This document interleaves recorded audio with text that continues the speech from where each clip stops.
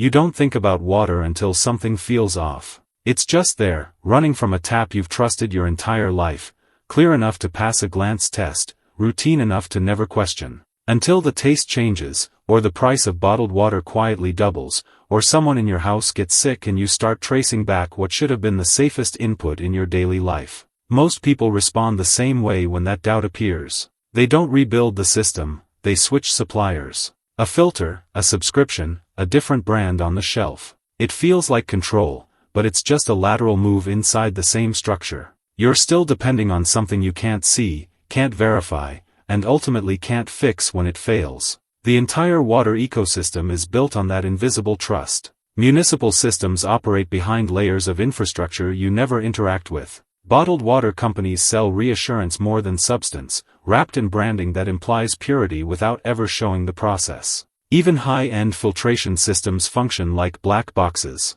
You install them, pay for maintenance, and hope they're doing what they claim. That's where something like Alka Water DIY positions itself differently. Not as another product to install, but as a method to replicate a process. The idea isn't just cleaner water. It's understanding how that water is being altered, and doing it yourself with materials you can actually see and assemble. That shift may sound small, but it changes the relationship completely. The premise behind Alka Water DIY is simple on the surface. It teaches you how to build a basic water ionization system using low-cost, accessible components. The goal is to alter the pH of water through electrolysis, separating acidic and alkaline elements in a controlled way. Instead of buying alkaline water or relying on expensive machines, you're recreating the mechanism manually. What makes this appealing isn't just the cost, although that's the hook most people notice first. It's the removal of abstraction. You're no longer dealing with sealed devices or branded promises.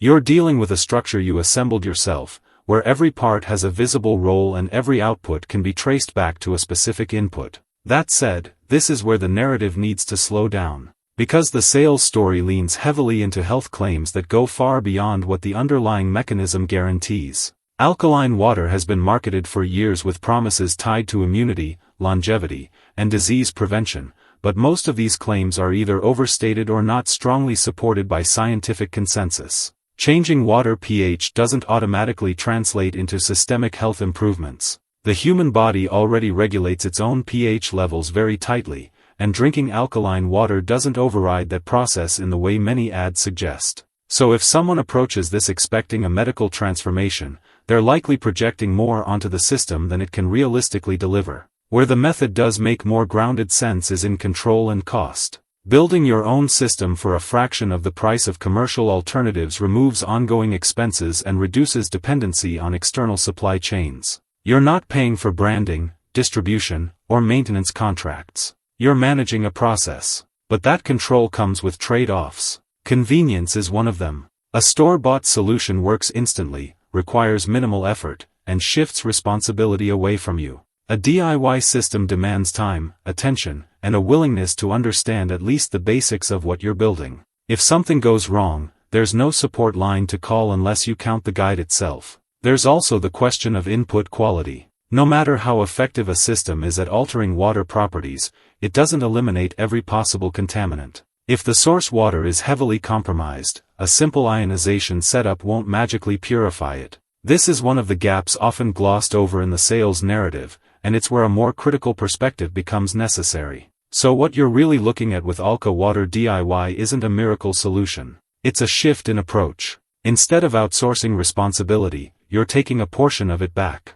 Instead of relying entirely on institutions or corporations, you're building a layer of redundancy into your daily life. That idea of redundancy is what tends to resonate more than the health promises. Not because it's dramatic, but because it's practical. Systems fail, prices fluctuate, supply chains break. When that happens, the difference isn't who has the best product. It's who understands how to adapt without needing permission or access to something external. And that's where this stops being about water specifically. It becomes about how much of your environment you actually control versus how much you assume will keep working because it always has. Most people don't think about that distinction until something forces them to. If you're evaluating Alka Water DIY purely as a product, the value depends on your expectations. If you want a plug-and-play solution with guaranteed outcomes, this isn't built for that. If you're looking for a low-cost way to experiment with water treatment and reduce dependency on commercial options, it starts to make more sense.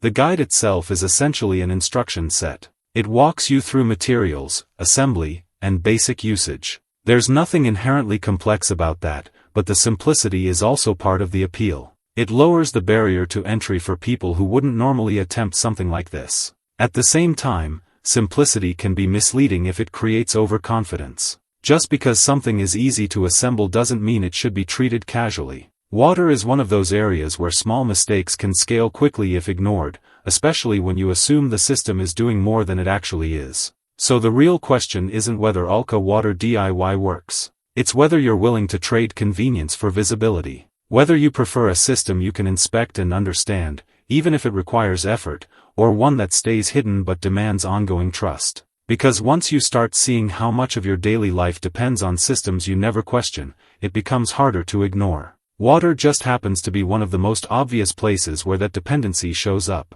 And if that realization is already sitting in the back of your mind, then the next step isn't really about buying anything. It's about looking closer at how this method actually works and deciding if it's something you want to test yourself. There's a link below with the full breakdown, and it's worth going through it while that question is still fresh.